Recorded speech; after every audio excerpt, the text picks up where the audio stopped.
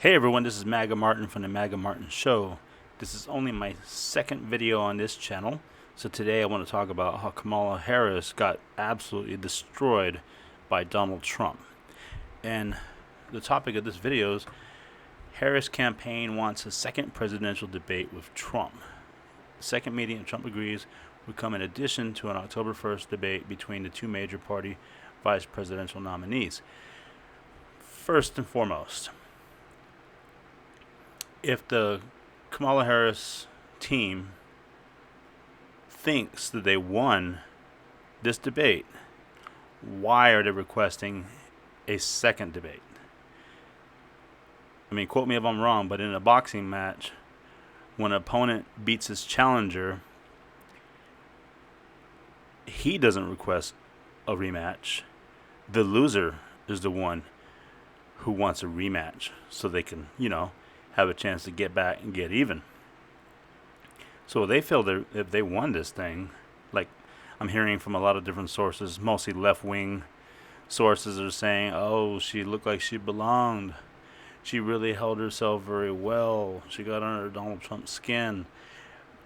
The Donald Trump they saw today in this debate, tonight, is the usual, normal Donald Trump. He's very high energy. He's very passionate about what he believes in. So yes, that's the way he is when he's trying to make his points. He even does that when he's on his rallies, and they take it as, oh, he's furious, he's irate. No, that's the way he talks. His base, which is us, we know him.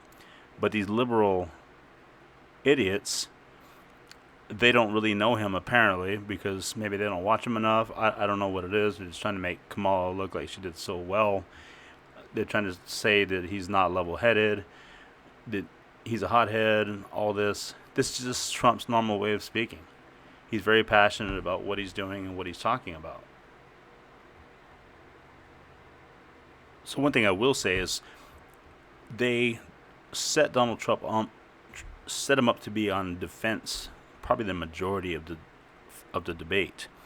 And the topics that were brought up, they were like, oh, he's talking about weird stuff. He's bringing up the topics that were brought up by the moderators. He was not in charge of the questions that were going to be asked. He had no control over that. So yes, he's going to respond, and he's going to be probably mad at some of the lies they're saying about him, and he definitely felt a need to clarify, and I think he did so very well, even though they didn't even want to accept his clarifications on many of the topics that he brought up. One of the things on there is they tried to deny is the thing about the Haitians eating people's cats and dogs. There were 911 calls confirming that this was true. Another person responding to the video, I don't know if he was a Democrat or liberal or independent or whatever, he was saying that the Aurora, Colorado thing with the Venezuelan immigrant gangs taking over apartments is just a lie, that it was a made-up story, fabricated, and that it's just slumlords that are not doing the right thing to help their tenants and so on and so forth. I've never seen a slumlord in America send armed men with rifles up and down hallways of apartments, literally kicking people out and charging people rent. They're full of crap. I'm tired of the nonsense, the lies, the just downright ignorance from the left side. I mean, this stuff is right in front of their face, and when they see it, they just pass it off as being a hoax, misinformation. It's not really happening. They tried to say Donald Trump's assassination was a hoax and that it was fake.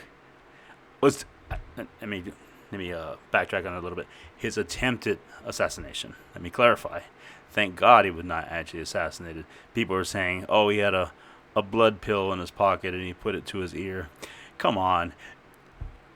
One person was killed at that rally, and I think 2 were shot. And they even showed people that were inside the hospital filming when he had arrived to that hospital in Pennsylvania.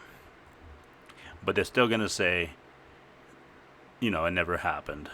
Wasn't real. Who cares? Or on the other side, people were actually wishing his death, saying they wish the shooter had better aim. Even people in higher positions, like in the fire department, got caught in social media wishing death upon Donald Trump. And some of them were fired, but a lot of people needed to be going to jail over that situation. And don't even get me started with the Secret Service incompetence and cover up and or like straight up inside job. So back to Harris' campaign wanting a second presidential debate. What makes her think she has a right to get a second debate with Donald Trump in the first place? So let's go through here. Blah blah blah blah blah. Okay, look here. American people got to see the choice they will face this fall with the ballot box between moving forward with Kamala Harris. Keep in mind, this is the Washington Post. We're going backwards with Trump. Harris campaign chair Jen O'Malley Dillon said in a statement after the debate, that's what they saw tonight and what they should see at the second debate in October. Vice President Harris is ready for a second debate, is Donald Trump. She wasn't even ready for the first. I don't know if you guys heard about it, but she was training in her hotel room with bright lights to mimic the debate stage, and she had to debate against a man that was dressed up and looked like Donald Trump. How weird is that? I find that to be very, very strange, that you need to have an imposter or impersonator look and act like Donald Trump so you can debate against him. That's so weird. Well, she's a weird person, period. So I think Kamala Harris lost hands down, and if she's smart, she won't do a second debate. I want to hear your guys' comments and thoughts. Let me know in the comment section what you think.